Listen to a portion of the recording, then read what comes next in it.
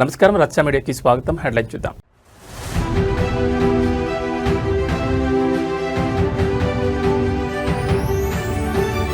NPTEL quantum కోర్సులో AP విద్యార్థుల సంచలనం. విజేతలను అభినందించిన సీఎం చంద్రబాబు.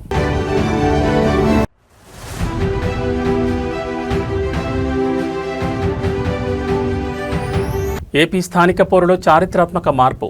ప్రత్యక్ష పద్ధతిలోనే మేయర్లు, మున్సిపల్ చైర్మన్ల ఎన్నిక.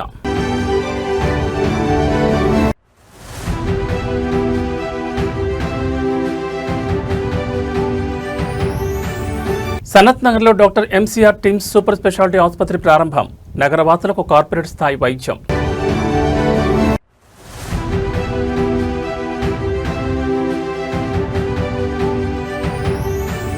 ఆదిలాబాద్ కాంగ్రెస్ పీఎస్సీ మీటింగ్లో ఘర్షణ. నేతలకు షోకాజ్ నోటీసులు జారీ చేయనున్న ఏఐసీసీ. ఇక డీటెయిల్స్ చూస్తే జాతీయ స్థాయిలో ఐఐటీలు, ఐఐఎస్సీల సంయుక్త భాగస్వామ్యంలో ఎన్పీటీఎల్ నిర్వహించిన క్వాంటమ్ కంప్యూటింగ్ కోర్సులో ఆంధ్రప్రదేశ్ రాష్ట్ర విద్యార్థులు సంచలన విజయం సాధించారు. దేశంలోని అత్యధిక పథకాలు సాధించి సత్తా చాటిన విద్యార్థులను ముఖ్యమంత్రి చంద్రబాబు నేడు అభినందించారు. ఐఐటీ మద్రాస్, ఐబీఎం రీసెర్చ్ నిపుణులు నిర్వహించిన ఈ కోర్సు కోసం దేశవ్యాప్తంగా 1,00,000కు పైగా దరఖాస్తులు రాగా ఒక ఆంధ్రప్రదేశ్ నుంచే 19,000 మంది హాజరయ్యారు. క్వాలిఫై అయిన విద్యార్థులు ఏపీకి చెందిన 2,839 మంది ఉండడం విశేషం. ఇందులో సిహెచ్ రామసౌజన్య, టి సౌమ్యశ్రీ, అనిల్ శ్రీనివాస్, యశ్వంత్ బంగారు పథకాలు సాధించగా మరో 14 మంది రజత పథకాలు కైవసం చేసుకున్నారు. ముఖ్యంగా నూజివీడు ఆర్జీయూకేటీ విద్యార్థులే 7 రజత పథకాలు సాధించి దేశంలోనే సరికొత్త రికార్డు సృష్టించారు. పథకాలు సాధించిన వారిలో ఇప్పటికే 9 మంది విద్యార్థులు ప్రముఖ సంస్థల్లో ఉద్యోగాలు సాధించారు. IBM, Microsoft, Intel, TCS, Google వంటి గ్లోబల్ టెక్ దిగ్గజాలు అవకాశాలు కల్పించేలా ఉన్న ఈ కోర్సు ద్వారా ఏపీలో 1,00,000 మంది క్వాంటమ్ నిపుణులను తయారు చేయడమే లక్ష్యంగా ప్రభుత్వం పనిచేస్తోందని సీఎం చంద్రబాబు స్పష్టం చేశారు.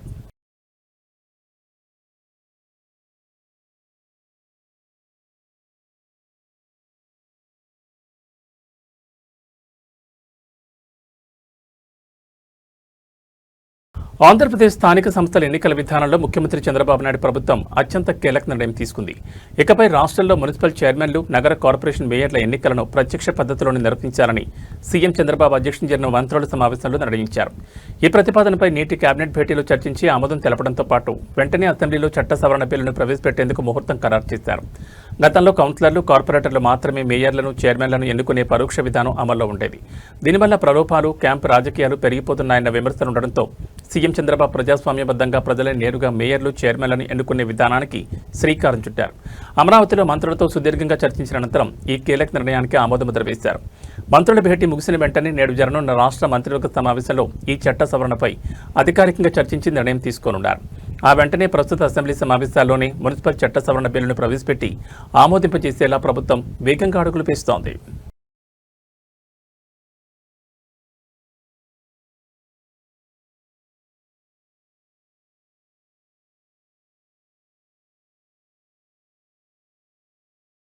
హైదరాబాద్ నగరవాసులకు కార్పొరేట్ స్థాయి సూపర్ స్పెషాలిటీ వైద్యాన్ని అందించేందుకు సనత్ నగర్లో నిర్మించిన doctor Marri Chennareddy Telangana institute of medical sciences ఆసుపత్రి ప్రారంభమైంది.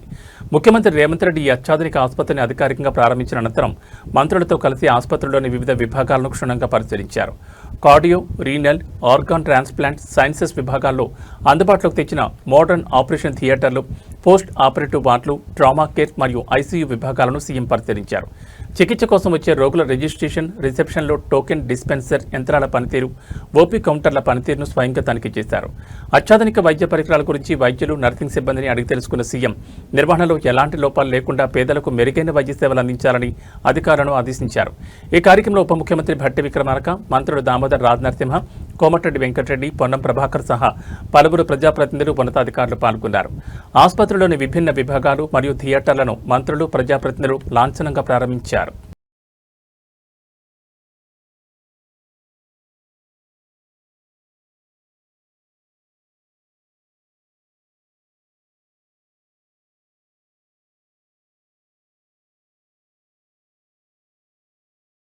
ఉమ్మడి ఆదిలాబాద్ జిల్లా కాంగ్రెస్ పార్టీలో వర్గపోరు వీధిన పడింది. పీఎస్సీ సమావేశం వేదికగా ఇన్ఛార్జ్ మంత్రి జూపల్లి కృష్ణారావు ముందే నాయకులు బహిరంగంగా బూతులు తిట్టుకుంటూ కొట్టుకునే స్థాయికి వెళ్లడం కలకలం రేపింది.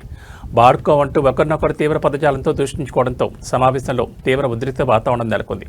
సమావేశంలో మాజీ market committee chairman Alluri Sanjeev Reddy, నియోజకవర్గ ఇన్ఛార్జ్ కంది శ్రీనివాసరెడ్డి వర్గాల మధ్య ఒక్కసారిగా ఘర్షణ తలెత్తింది.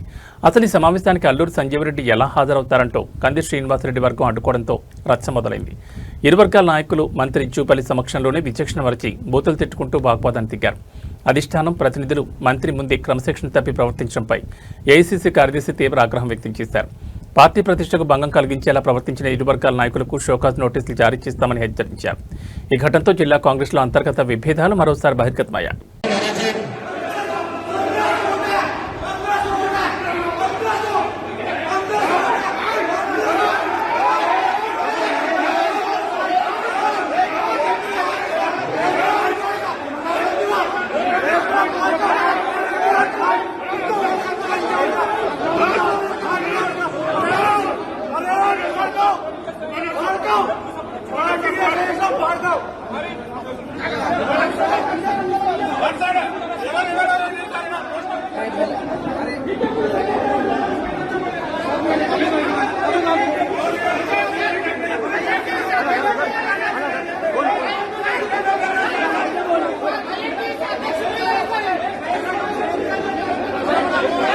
ఆంధ్రప్రదేశ్ కూటమి రాజకీయాల్లో జనసేన ఎమ్మెల్యే పంతం నానాజీ చేసిన వ్యాఖ్యలు తీవ్ర దుమారం రేపుతున్నాయి. తెలుగుదేశం పార్టీకి కాపు కాయడానికి జనసేన పార్టీని పెట్టలేదని, పవన్ కళ్యాణ్ ముఖ్యమంత్రిని చేయడానికి పార్టీ స్థాపించారని ఆయన తీవ్ర వ్యాఖ్యలు చేశారు. ఎమ్మెల్యే పంతం నానాజీ చేసిన ఈ వ్యాఖ్యలు ఇప్పుడు అధికార కూటమి వర్గాల్లో పెద్ద ఎత్తున చర్చకు దారితీశాయి. కాకినాడలో జరిగిన కార్యక్రమంలో మాట్లాడిన పంతం నానాజీ జనసేన శ్రేణుల కార్యకర్తల అంతరంగాన్ని స్పష్టం చేశారు. కేవలం వేరొక పార్టీకి మద్దతుగా నిలవడానికో లేక అధికారంలో భాగస్వామిగా ఉండడానికో జనసేన ఆవిర్భవించలేదని, పవన్ కళ్యాణ్ రాష్ట్ర అత్యున్నత సీఎం పీఠంపై కూర్చోబెట్టడమే లక్ష్యంగా పార్టీ ఆవిర్భవించిందని వ్యాఖ్యానించారు. ఈ వ్యాఖ్యలతో జనసేన కార్యకర్తలు ఒక్కసారిగా ఏలలు కేరింతలతో హర్షం వ్యక్తం చేశారు. అయితే కూటమి ప్రభుత్వం సజావుగా సాగుతున్న సమయంలో జనసేన ఎమ్మెల్యే ఈ తరహా వ్యాఖ్యలు చేయడం ప్రాధాన్యం సంతరించుకుంది. పంతం నానాజీ కామెంట్స్పై టీడీపీ వర్గాల నుంచి ఎలాంటి స్పందన రానుందనేది ఆసక్తికరంగా మారింది. రాబోయే రోజుల్లో కూటమిలోని రెండు పార్టీల మధ్య ఈ వ్యాఖ్యలు ఎలాంటి పరిణామాలకు దారితీస్తాయో వేచి చూడాల్సిందే.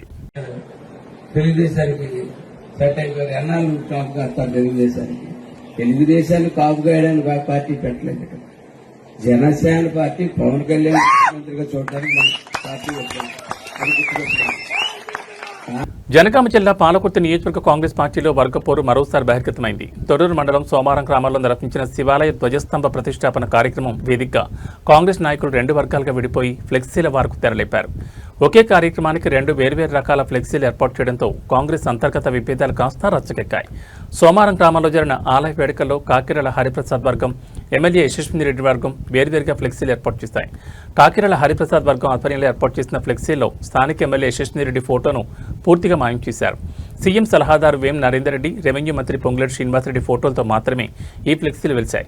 మరోవైపు చింతకుంట్ల శ్రీనివాసరెడ్డి వర్గం ఆధ్వర్యంలో స్థానిక ఎమ్మెల్యే యశస్విని రెడ్డి, కాంగ్రెస్ నాయకురాలు ఝాన్సీరెడ్డి ఫోటోలతో పోటీగా ఫ్లెక్సీలను ఏర్పాటు చేశారు. స్థానిక ఎమ్మెల్యే ఫోటో లేకుండా ఫ్లెక్సీలు కట్టడంపై ఎమ్మెల్యే వర్గీయులు తీవ్ర అభ్యంతరం వ్యక్తం చేస్తున్నారు. పాలకుర్తిలో రోజురోజుకు ముదురుతున్న ఈ వర్గపోరుతో కాంగ్రెస్ శ్రేణుల్లో తీవ్ర గందరగోళం నెలకొంది.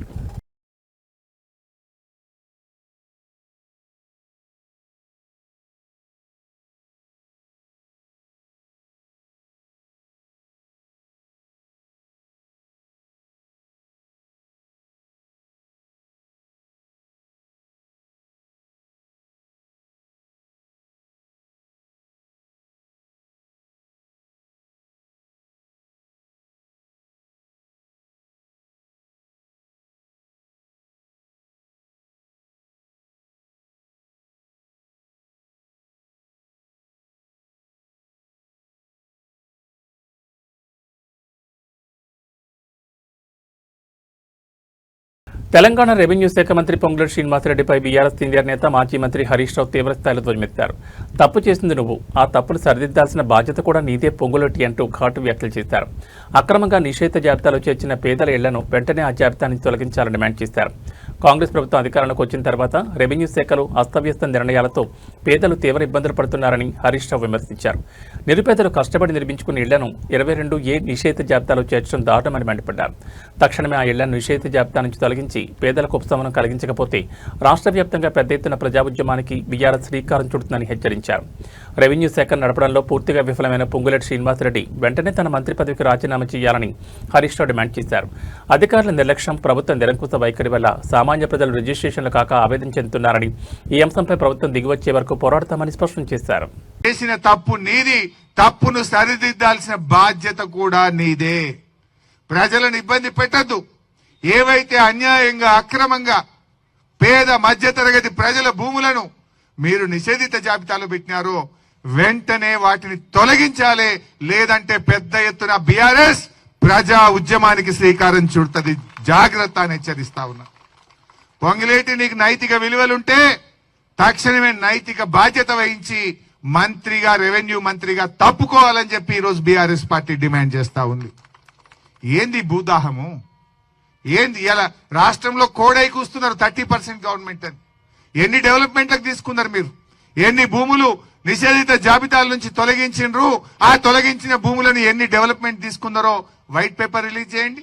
అయోధ్య శ్రీరామ జన్మభూమి రామాలయ విరాళాల చోరీ కేసు విచారణలో బిగ్ ట్విస్ట్ నెలకొంది. ఈ కేసును తీవ్రంగా పరిగణించి విచారించిన ప్రత్యేక విచారణ బృందం ట్రస్ట్ మాజీ కార్యదర్శి చంపత్ రాయ్తో పాటు మరో కీలక సభ్యుడు అనిల్ మిశ్రాలకు క్లీన్ చిట్ ఇచ్చింది. విరాళాల చోరీ ఆరోపణలో వీళ్ళిద్దరి ప్రమేయం లేదని సిట్ తన విచారణలో స్పష్టం చేసింది. అయోధ్య రామాలయ నిర్మాణం కోసం దేశవ్యాప్తంగా భక్తుల నుంచి సేకరించిన విరాళాల నిధులలో అక్రమాలు, చోరీ జరిగాయంటూ గతంలో తీవ్ర ఆరోపణలు వచ్చాయి. దీనిపై సమగ్ర విచారణ చేపట్టిన సిట్ అధికారులు బ్యాంకింగ్ లావాదేవీలు, రికార్డులను క్షుణ్ణంగా పరిశీలించారు. చంపత్ రాయ్, అనిల్ మిశ్రాల పాత్రపై ఎలాంటి ప్రాథమిక ఆధారాలు లభించలేదని తేల్చడంతో వారికి ఊరట లభించినట్లయింది. కేసులోని అసలు బాధ్యులను చట్టం ముందుకు తీసుకురావడానికి సిట్ అధికారులు తమ విచారణను మరింత వేగవంతం చేశారు. రామాలయ విరాళాల రక్షణకు మరియు పారదర్శకతకు అత్యున్నత ప్రాధాన్యత ఇస్తున్నామని, అక్రమాలకు పాల్పడిన ఎంతటి వారినైనా ఉపేక్షించేది లేదని అధికారులు స్పష్టం చేస్తున్నారు.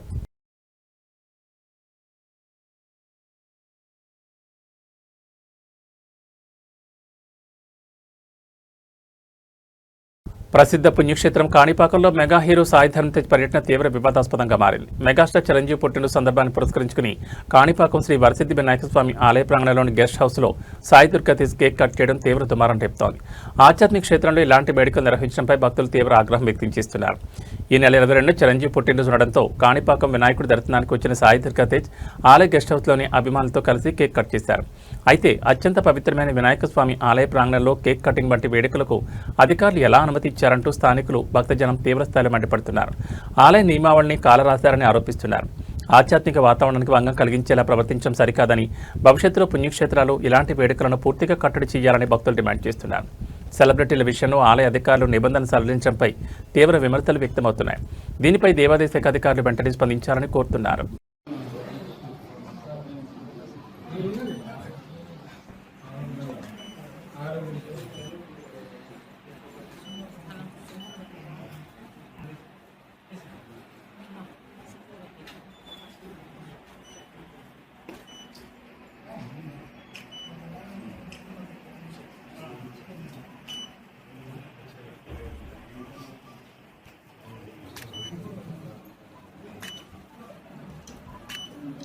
మీ అందరి తరఫున చిరంజీవి గారికి జన్మదిన శుభాకాంక్షలు.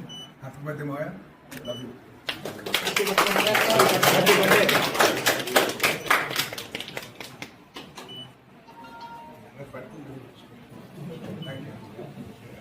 నల్గొండ జిల్లా దేవరకొండ ప్రభుత్వ జూనియర్ కాలేజీలో తీవ్ర ఉద్రిక్తత నెలకొంది. గత కొంతకాలంగా విద్యార్థులను లైంగికంగా వేధిస్తున్నాడనే ఆరోపణతో లెక్చరర్ భాస్కర్ను ఏబీవీపీ కార్యకర్తలు చితకబాదారు. విద్యాబుద్ధులు నేర్పించాల్సిన ఉపాధ్యాయుడే దిగజారి ప్రవర్తించడం ఏంటంటూ ఏబీవీపీ నాయకులు, విద్యార్థి సంఘాలు తీవ్ర ఆగ్రహం వ్యక్తం చేశాయి. దేవరకొండ ప్రభుత్వ జూనియర్ కాలేజీలో పనిచేస్తున్న లెక్చరర్ భాస్కర్ కాలేజీకి వచ్చే విద్యార్థులతో అసభ్యంగా ప్రవర్తిస్తూ లైంగిక వేధింపులకు గురి చేస్తున్నాడని ఆరోపణలు వెలువెత్తాయి. ఈ విషయం తెలుసుకున్న ఏబీవీపీ నాయకులు భారీగా కాలేజ్ వద్దకు చేరుకుని ఆందోళన చేపట్టారు. ఆగ్రహంతో రగిలిపోయిన కార్యకర్తలు లెక్చరర్ భాస్కర్ను నిలదీసి దేశశుద్ధి చేశారు. విద్యార్థుల జీవితాలతో చెలగాటమాడుతున్న సదరు లెక్చరర్పై తక్షణమే ఫోక్సో చట్టం కింద కేసు నమోదు చేసి కఠినంగా శిక్షించాలని ఏబీవీపీ నాయకులు డిమాండ్ చేశారు. సమాచారం అందుకున్న పోలీసులు అక్కడ చేరుకుని పరిస్థితిని అదుపులోకి తెచ్చే ప్రయత్నం చేశారు. ఘటనపై సమగ్ర విచారణ జరిపి చర్యలు తీసుకుంటామని అధికారులు తెలిపారు.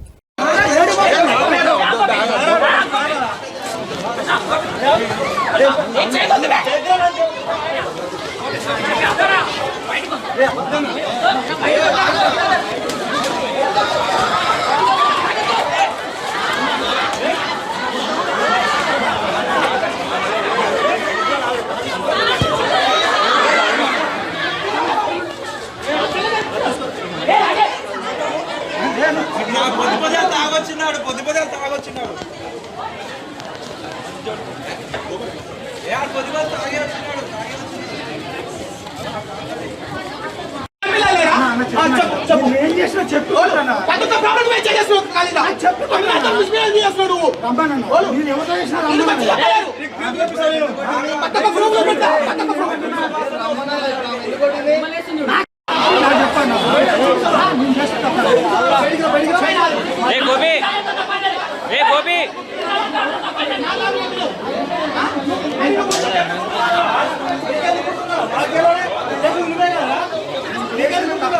చేగుంట మండల కేంద్రంలో గాంధీ స్టాచ్యూ వద్ద తెలంగాణ వీరుడు సర్దార్ తరవాయి పాపన్న మహారాజ్ జయంతి వేడుకలను మండల గౌడ్ సంఘం నాయకుల సభ్యుల ఆధ్వర్యంలో ఘనంగా నిర్వహించారు. అనంతరం సర్దార్ తరవాయి పాపన్న చిత్రపటానికి పూలమాలలు వేసి నివాళులర్పించారు. అనంతరం కర్నాల్పల్లి ఎల్లమ్మ గుడి వద్ద గౌడ్ సంఘం నాయకులు ప్రత్యేక సమావేశం నిర్వహించి పాపన్న మహారాజ్ చేసిన త్యాగాలను చూపిన పోరాట పటిమను స్మరించుకున్నారు. బహుజనుల ఆత్మగౌరవం, హక్కుల సాధన కోసం ఆయన సాగించిన పోరాటం నేటి తరానికి ఆదర్శనీయమని కొనియాడారు. ఈ సందర్భంగా ప్రజాప్రతినిధులుగా విశేష సేవలు అందిస్తున్న వడియారం సర్పంచ్, పోలంపల్లి ఉప సర్పంచులను గౌడ సంఘం నాయకులు సాలువలతో ఘనంగా సన్మానించారు. అనంతరం హాజరైన సభ్యులకు, స్థానికులకు మిఠాయిలు పంపిణీ చేశారు. ఈ కార్యక్రమంలో బాలరాజ్ గౌడ్, కిషన్ గౌడ్, వడియారం సర్పంచ్ సాయి కుమార్ గౌడ్, సత్యగౌడ్, జూకంటి రాజాగౌడ్, గిరిగౌడ్, ఇందూరు పూరియల్ నరసింహులు గౌడ్, మాదాసు శ్రీనివాస్ గౌడ్, ఆనంద్ గౌడ్, నళినిగౌడ్, శశిగౌడ్, మురళీగౌడ్, పరమగౌని శ్రీనివాస్ గౌడ్, పోలంపల్లి కృష్ణగౌడ్, యాదగౌడ్ తదితరులు పాల్గొన్నారు.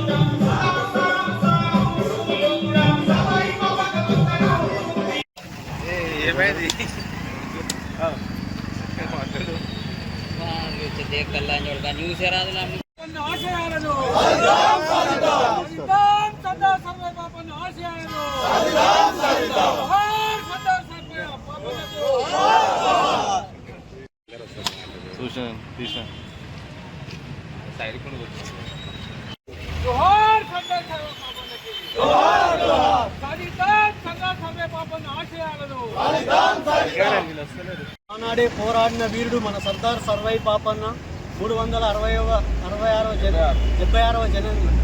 జన్మదిన సందర్భంగా ఈరోజు చెవుంట మండలంలోని వివిధ గ్రామాల నుంచి వచ్చిన నా గౌడ సోదరులకు అందరికీ నా ధన్యవాదాలు తెలుపుతూ ఈరోజు అదే వైజ్ఞానిక విగ్రహావిష్కరణకు అందరం పోయి పాపన్న జయంతిని అక్కడ విగ్రహావిష్కరణను పాల్గొని కావాలని కోరుచున్నాను. 76వ సర్దార్ సర్వాయి పాపన్న జయంతి సందర్భంగా ఈరోజు ప్రతి సంవత్సరం లాగే ఈరోజు కూడా చేగుంట పట్టణ నడిబొడ్డున జయంతి కార్యక్రమాలు జరుపుకోవడం జరుగుతూ ఉన్నది.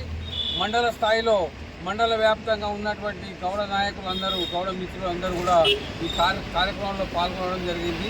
అట్లాగే కేవలం గౌడులే కాకుండా మొత్తం సాగలి, మంగలి, కుమ్మరి, కమ్మరి, వడ్రంగి బహుజన వర్గాలందరూ కూడా ఈ సర్దార్ సర్వాయి పాపన్న జయంతి ఉత్సవాలను కానీ, వర్ధంతి ఉత్సవాలను కానీ జరుపుకోవాల్సినటువంటి అవసరం ఉన్నది. ఈ సందర్భంగా ఈరోజు ప్రభుత్వమే దీన్ని గుర్తించి గత 25 సంవత్సరాలుగా గౌడజన హక్కుల పోరాట సమితి డిమాండ్ మేరకు ఈరోజు ప్రభుత్వం గుర్తించి ట్యాంకు బాండ్ పైన ఏదైతే సర్దార్ సర్వాయి పాపన్న భారీ విగ్రహాన్ని నెలకొల్పుతున్నటువంటి ప్రభుత్వానికి ధన్యవాదాలు తెలియజేస్తూ, అదేవిధంగా సర్దార్ సర్వాయి పాపన్న పుట్టినటువంటి వరంగల్ జిల్లా ఇప్పటి జనగామ జిల్లాకు సర్దార్ సర్వాయి పాపన్న పేరు పెట్టాలని కూడా డిమాండ్ ఉంది. ఆ డిమాండ్ను కూడా ఈ ప్రభుత్వము పూర్తి చేస్తారనేసి ఆశిస్తూ ఈరోజు మనమందరం కూడా సర్దార్ సర్వాయి పాపన్న ఆశయాన్ని ముందుకు తీసుకుపోవాల్సిన అవసరం ఉన్నది. చేగుంట మరియు నార్సింగ్ మండలాల సమస్త బహుజనులు అందరం కలిసి సర్దార్ సర్వాయి పాపన్న 376వ జన్మదినం ఇక్కడ జరుపుకోవడం జరిగింది. దేశానికి స్వతంత్రం రాకముందు ఎంతోమంది స్వతంత్ర సమరయోధులను ఈ సమాజం స్మరించుకుంటుంది. కానీ 376 సంవత్సరాల క్రితమే బహుజనులకు రాజ్యాధికారం సాధించి పెట్టడానికి పోరాటం చేసినటువంటి బహుజన బిడ్డ సర్దార్ సర్వాయి పాపన్నను గత ప్రభుత్వాలనుకోండి, గత పాలకులందరూ విస్మరించారు. మన రాష్ట్ర రాజధాని నడిబొడ్డున కూడా ట్యాంక్ బండ్ పైన మనకు తెలియనటువంటి మన సంస్కృతి కానటువంటి వ్యక్తుల యొక్క విగ్రహాలు ప్రతిష్ఠించారు. కానీ సర్దార్ సర్వాయి పాపన్న విగ్రహాన్ని పెట్టిన పాపన పోలేదు. ఈరోజు ప్రజాప్రభుత్వం ఈరోజు బహుజనులను గుర్తించి ఇలా బహుజన ముద్దుబిడ్డ సర్వాయి పాపన్న విగ్రహ ఏర్పాటు చేయడం జరిగింది. బహుజనులందరూ మీ ప్రభుత్వానికి కూడా ధన్యవాదాలు తెలుపుతున్నాము. అదేవిధంగా మొఘలుల సామ్రాజ్యం పైన దండ ఎత్తి బహుజనులకు రాజ్యాధికారం కోసం అణిచివేత ధిక్కార స్వరాలను వినిపించి తన సామ్రాజ్యాన్ని స్థాపించి దక్షిణ భారతదేశంలోని 3/4 భూభాగానికి రాజ్యాధికారాన్ని సాధించి పెట్టినటువంటి గొప్ప మహనీయుడు ఇవాళ సర్దార్ సర్వాయి పాపన్న యొక్క విగ్రహాన్ని అనుకోండి, తన చిత్రపటాలను స్వతంత్ర సమరయోధుల కన్నా ముందే ఇటువంటి పోరాటం చేసింది. కాబట్టి బహుజనులందరం కూడా తన జయంతిని తనను స్మరించుకుంటూ ముందుకెళ్లి భావితరాలకు తన పోరాట స్ఫూర్తిని అందించాలని వేడుకుంటున్నాను.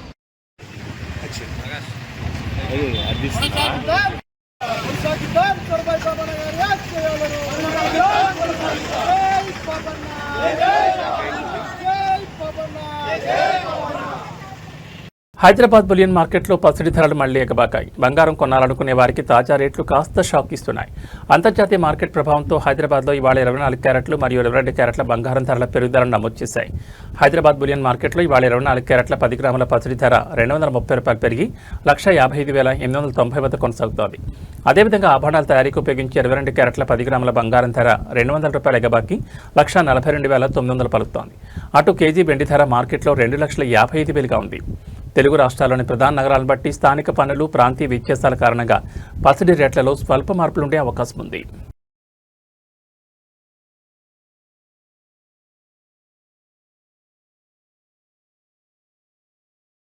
తెలంగాణలోని పలు జిల్లాలకు ప్రముఖ వాతావరణ నిపుణుడు తెలంగాణ వెదర్మ్యాన్ బాలాజీ వర్ష సూచన చేశారు. మధ్యాహ్నం 1 గంట నుంచి 3:30 గంటల మధ్య పలు జిల్లాల్లో మోస్తరు వర్షాలు కురిసే అవకాశం ఉందని అంచనా వేశారు. ఇక గ్రేటర్ హైదరాబాద్లో సాయంత్రం వేళలో జల్లులు పడే అవకాశం ఉందని వాతావరణ కేంద్రం స్పష్టం చేసింది. వెదర్మ్యాన్ బాలాజీ అంచనా ప్రకారం సంగారెడ్డి, మెదక్, కామారెడ్డి, సిద్దిపేట జిల్లాలతో పాటు వనపర్తి, గద్వాల, ఆదిలాబాద్, ఆసిఫాబాద్ జిల్లాల్లో మధ్యాహ్నం మోస్తరు వర్షాలు కురిసే అవకాశం ఉంది. ఈ జిల్లాల ప్రజలు, వాహనదారులు ప్రయాణాల్లో తగిన జాగ్రత్తలు తీసుకోవాలని సూచించారు. మరోవైపు రాజధాని హైదరాబాద్లో సాయంత్రం వరకు పొడి వాతావరణం ఉంటుందని వాతావరణ కేంద్రం తెలిపింది. అయితే సాయంత్రం తర్వాత నగరంలోని పలు ప్రాంతాల్లో తేలికపాటి నుంచి మోస్తరు జల్లులు పడే అవకాశం ఉందని పేర్కొంది. నగరవాసులు సాయంత్రం వేళలో బయటకు వెళ్లే సమయంలో వర్షపు సూచనలను గమనించాలని సూచించారు.